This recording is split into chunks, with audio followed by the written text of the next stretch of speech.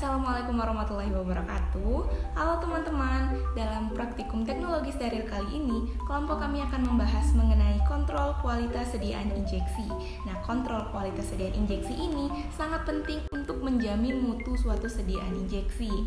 Dan dalam hal ini, kami melakukan berbagai macam uji untuk memastikan suatu sediaan injeksi yang bermutu dan berkualitas.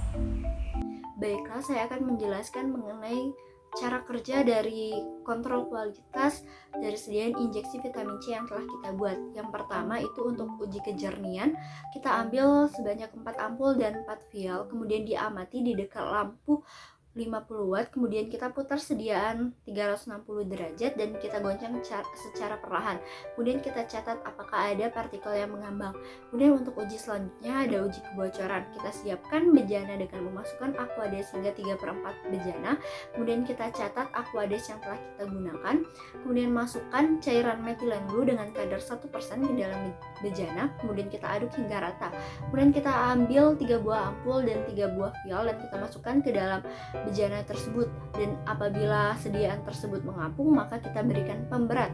Setelah 30 menit kita keluarkan ampul dan vial, kemudian kita amati cairan di dalam sediaan tersebut. Selanjutnya itu uji volume. Untuk uji volume kita buka penutup vial dan kita patahkan leher ampul. Setelah itu kita gunakan speed injeksi, kita sedot cairan dari dalam wadah ampul dan vial tersebut. Kemudian kita catat volume yang ada di dalam sediaan. Selanjutnya untuk uji pH, untuk ampul dari hasil pengujian volume yang telah kita lakukan, kita sedot sebanyak 0,5 sampai 1 mili cairan. Kemudian kita teteskan pada kertas pH meter, kita bandingkan dengan indikator dan kita catat pH yang telah kita amati. Selanjutnya untuk vial kita gunakan semua cairan yaitu sebanyak 25 mili. Kemudian kita masukkan ke dalam beker gelas yang telah kita bersihkan sebelumnya. Setelah itu kita hidupkan pH meter dan kita celupkan stik pH meter ke dalam larutan injeksi. Kemudian kita catat hasil pH yang telah teramati. Baiklah, yang selanjutnya adalah data hasil pengamatan dari praktikum yang sudah kita lakukan. Jadi pada praktikum uji kontrol kualitas sediaan ini kita melakukan sebanyak 10 proses pengujian. Untuk pengujian yang pertama itu adalah uji organoleptis. Persyaratan dari uji organoleptis ini, sediaan injeksi harus jernih serta tidak berbau, sehingga yang memenuhi persyaratan itu hanya vial kedua dengan ampul yang pertama. Sedangkan untuk vial yang pertama dengan ampul yang kedua itu tidak memenuhi syarat karena terdapat warna pada sediaannya yaitu berwarna kuning serta tercium bau pada ampul yang kedua. Kemudian proses pengujian yang kedua itu adalah pengujian terhadap pH. Nah, persyaratan dari pengujian pH ini karena zat aktif dari sediaan kita itu adalah asam askorbat yang artinya bersifat asam, maka rentang pH-nya adalah 5,5 sampai 6,5. Namun, pada proses pengujian pH ini yang memenuhi syarat itu hanya vial yang pertama. Kemudian, yang ketiga itu adalah pengujian kualitatif, jadi sampel akan ditambahkan dengan reagen berupa iodium untuk vial, kemudian untuk ampul sampel yang akan ditambahkan dengan amonium molibdat. Nah, sampel yang direaksikan dengan iodium harusnya memberikan warna yang bening. Kemudian sampel yang direaksikan dengan amonium molibdat harus memberikan warna biru. Nah, sehingga pada proses pengujian kualitatif ini yang memenuhi syarat itu hanya sediaan ampul pertama. Kemudian proses pengujian yang selanjutnya itu adalah uji pirogenitas. Nah, persyaratan dari uji pirogenitas ini adalah suhu respon atau perbedaan suhu itu tidak boleh lebih besar dari 1%. Sehingga kesimpulannya pada pengujian pirogenitas ini yang memenuhi syarat itu hanya vial yang kedua, di mana kenaikan suhunya hanya mencapai 1%. Mulai dari 35 derajat Celcius sampai ke 36 derajat Celcius. Sedangkan untuk vial yang pertama, itu kenaikan suhunya itu sudah 2 derajat. Kemudian ampul yang pertama itu kenaikannya sebanyak 4 derajat Celcius dan ampul yang kedua itu sebanyak 5 derajat Celcius, sehingga tidak memenuhi persyaratan. Proses pengujian yang selanjutnya itu adalah uji kejernihan. Pada uji kejernihan ini, persyaratannya adalah sediaan injeksi itu harus jernih dan tidak ada partikel yang melayang atau partikel asing yang melayang. Sehingga kesimpulannya, yang memenuhi syarat itu hanya vial yang kedua dengan ampul yang pertama. Kemudian Proses pengujian yang selanjutnya itu adalah uji kebocoran. Nah, persyaratannya adalah larutan injeksi tidak berubah warna menjadi biru karena pada pengujian kebocoran ini akan direaksikan dengan menggunakan metilen biru. Pada hasil pengujian uji kebocoran, itu yang tidak memenuhi syarat adalah vial yang pertama, di mana larutan di dalamnya itu berubah warna menjadi biru. Sedangkan untuk vial yang kedua, serta kedua jenis ampul, baik yang pertama maupun yang kedua, itu memenuhi syarat karena warna dari sediaannya itu tetap jernih atau bening. Kemudian, pengujian yang ketujuh adalah uji keseragaman bobot. Nah, di mana persen dari konsentrasinya itu tidak boleh lebih dari 5%. Nah, pada pengujian keseragaman bobot ini, semua jenis sediaan, baik vial maupun ampul, itu telah memenuhi syarat karena tidak lebih dari 5%.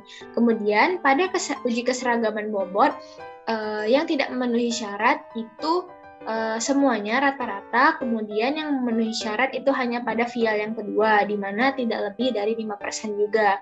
Kemudian pengujian yang selanjutnya itu adalah uji kuantitatif, di mana kita akan menentukan kadar dari asam askorbat yang berada di dalam sediaan, di mana yang memenuhi persyaratan itu hanya ampul yang pertama, di mana kadarnya masuk ke dalam rentang 25 mg per mili, di mana pada ampul pertama itu kadarnya adalah 23 mg per mililiter.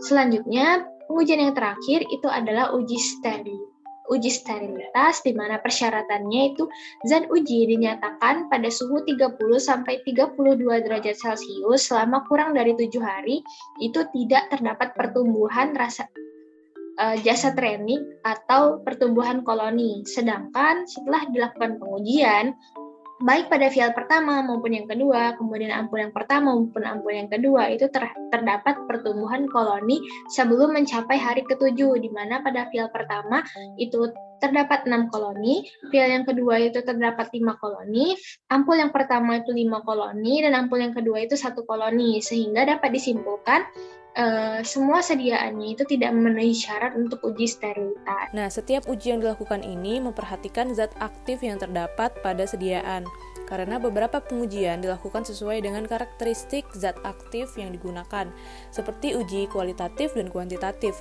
di mana syarat kuantitatif untuk kadar asam askorbat itu tidak boleh kurang dari 90% dan tidak lebih dari 110%. Kemudian, pada uji organoleptik yang dilakukan untuk menjamin organoleptik sediaan sesuai dengan spesifikasi dari produk yang telah ditentukan. Selanjutnya, uji pH yang dilakukan untuk memastikan bahwa pH sediaan telah sesuai dengan persyaratan yang telah ditentukan. Syarat pH sediaan asam askorbat yang harus dicapai yaitu dalam rentang 5,5 sampai 6,5. Uji selanjutnya yaitu kualitatif yang berguna untuk memastikan bahwa pada sediaan benar-benar terkandung zat aktif sesuai yang tertera pada etiket. Pengujian dilakukan sesuai dengan yang tertera pada Farmakope Indonesia untuk sediaan injeksi vitamin C. Pengujian selanjutnya itu berupa uji pirogenitas. Uji ini dilakukan untuk membatasi resiko reaksi demam pada tingkat yang dapat diterima oleh pasien pada pemberian sediaan injeksi.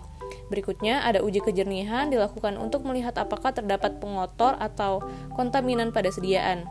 Selanjutnya, uji kebocoran bertujuan untuk mengetahui adanya kebocoran pada sediaan.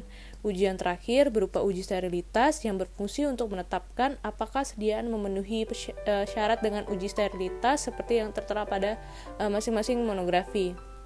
Dari pembahasan yang telah saya jelaskan bahwa setelah dilakukan proses produksi sediaan injeksi, maka sangat penting dilakukan kontrol kualitas terhadap sediaan injeksi. Quality control atau pengawasan mutu termasuk bagian yang esensial dari cara pembuatan obat yang baik, agar tiap obat yang dibuat memenuhi persyaratan mutu yang sesuai dengan tujuan penggunaannya. Baik, jadi di sini saya akan menyimpulkan beberapa poin terkait dengan praktikum kontrol kualitas teknologi farmasi steril pada kesempatan kali ini. Yang pertama, kontrol kualitas berupa usaha untuk menjamin agar hasil dari pelaksanaan sesuai dengan rencana yang telah ditetapkan. Yang kedua, pengujian yang dilakukan pada sediaan injeksi kali ini yaitu organoleptis, kualitatif, kuantitatif, kebocoran, kejernihan, sterilitas, pirogenitas, pengujian volume, pH, dan keseragaman